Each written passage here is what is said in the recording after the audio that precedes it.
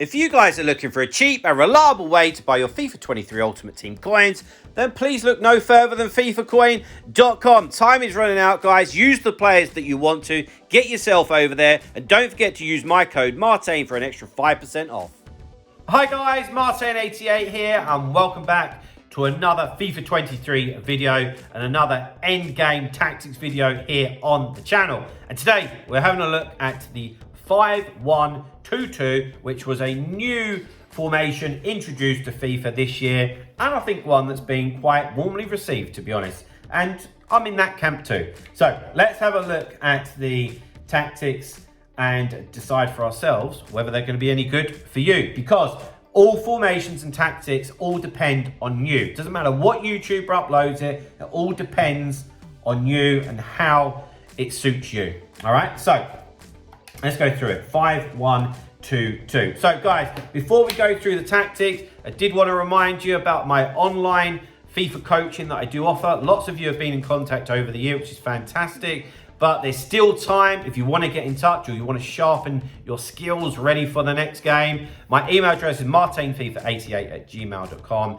I'd be happy to hear from you and we can try and sort out a package for you. Right, okay. So 5-1-2-2 for me is a formation that I will use to try and see out the game, if I'm being completely honest, all right? That's why I enjoy it as a new addition. So that's what really this is set up for.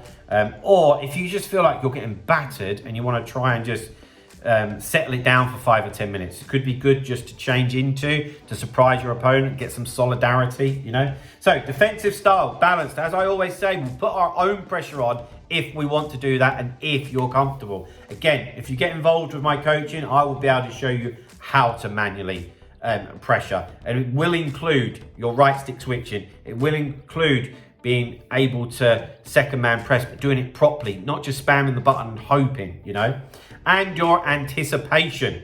So those three things can really help when you're trying to pressure your opponent. Defensive width, we've got 35. We want to be as tight and as compact as possible. No way are they getting past us. That's the mentality. Defensive depth, 45. I said with the 5-2-1-2 that could leave us as a bit of a sitting duck. This is to try and see it out, so we're not as fussed about that. Build up play, balanced. We still want options, okay? We're not going to attack, so we still want every option on the table. Again, like whether it's short, long, fast, slow, whatever it might be. So we want everything on the table. Chance creation, direct passing. When we do win the ball back, we need people to move, and that's what direct passing is going to help us to do. Offensive width, just leave it as 50. Players in the box, 6. Corners and free kicks. Again, always just put on that what you want. But of course, the higher that you put it up, the more that you're going to get countered. So at this stage in the game, it would be that for me, if you're trying to see it out. Right, player instructions. So bearing in mind, this is a formation that I would use to try and see out the game. So it wouldn't really be lining up like this. You'd have substitutes that would come on. So I would probably be looking to sub out Zola and Lynx. And I'd probably put an absolute speedster up front as well, just to try and help me get the ball. Probably do the CDM as well. Right, anyway, the personnel's less important than the instructions are. Okay, so the back three, stay back while attacking. Obviously, they're going to be stay back while attacking. Said this with the 5-2-1-2. Ideally, yes, we do want the left centre back, Ashley Cole, and the right centre back, Smalling, to be comfortable on the ball, because if you are going to be sitting back a little bit, you really could do with them being comfortable on the ball when there's Tots Diaby, Neymar, Mbappe hanging about, you know. We don't really want somebody like Smalling, if I'm being honest, but that's just how it is.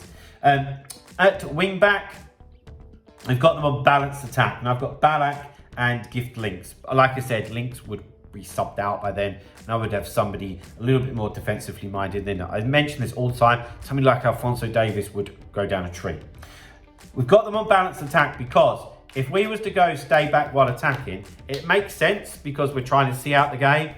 But that really is just waving the white flag and surrendering, which you can't do, yeah? You've still got to be a little bit smart, still got to be able to take the ball up the pitch. That's the best way of seeing out the game, is being able to take the ball up the pitch and play around with the ball inside their half. Maybe wait for them to get extremely frustrated, wait for the slide tackles to come piling in, then you might be able to nick an easy goal, and then it is game over anyway. Trying to play it around inside your own half and around your own penalty area is very, very risky. And I think having them on stay back while attacking, it's only going to encourage that, okay? Right, this is where it's unique, yeah? A couple of FIFAs ago, the 5-3-2 was extremely popular. But this is why this is even more popular in my opinion, because you've got 5 at the back, but you've also got a CDM. You've got a CDM as well, which for me here is Declan Rice. Yes, I am looking to upgrade him, don't worry about that. But stay back while attacking and cover centre. So he's that shield in front of the back three, yeah, which is what we want. So you can get hold of him, second man press with one of the other midfielders, and you've still got your back 5 sat there. That's going to be very, very helpful when you're trying to see out the game.